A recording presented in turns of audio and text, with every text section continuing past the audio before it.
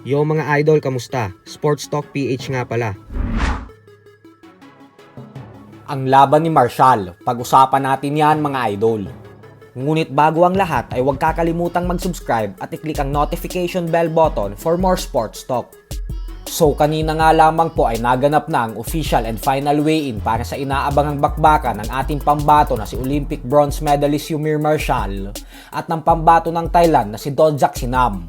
Tumimbang si Sinam ng saktong 168 pounds, habang si Marshall naman ay 165 pounds. At dahil parehong pasok ang kanilang mga timbang sa 168 pound limit ng super middleweight division, kaya naman tuloy na ang kanilang sagupaan bukas.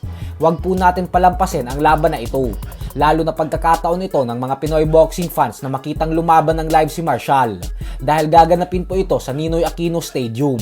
At ang pinakamatindi pa dito ay dahil free admission po ito, kaya naman libre nyong mapapanood ang bakbakan ng live sa loob ng venue. May kasalukuyang professional record si Marshall na 4 wins with 2 knockouts at walang talo.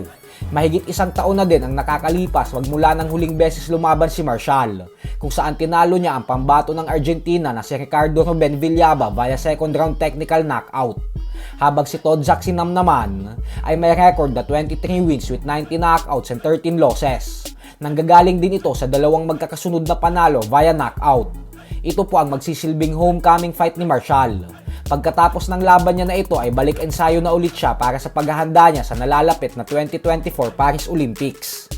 Sa kabilang banda naman mga idol ay matapos nga pong ma-injured ni Keith one-time Thurman habang nag-e-ensayo ito para sa dapat sanay laban niya kontra sa current undefeated WBO Junior Middleweight World Champion Tim Tszyu na gaganapin sa susunod na linggo, ay napilitan pong umatras si Thurman sa laban.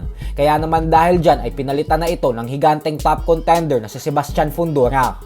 At kanina nga lamang po ay nagkaharap na sa kauna-unahang pagkakataon si Tim Tszyu at Fundora, kung saan kapansin-pansin ang height and reach advantage na meron si Fundora kumpara sa kampyon.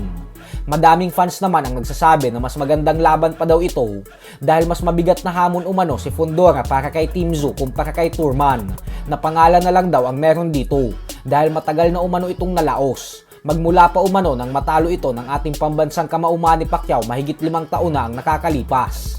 Pero bagamat nga po napakatangkad ni Fundora, ay kaya po talaga itong saktan ng kamao ni Tim Tszyu.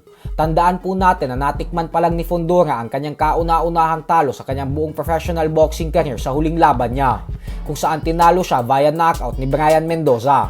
Pero syempre hindi po ibig sabihin nito ay pwede nang magkumpiyansa ang kampyon, lalo pat sa tangkad at haba ni Fundora ay siyang magpapahirap ng gusto dito na makapasok sa depensa. So hanggang dito na lang po muna tayo mga idol. Sports Talk PH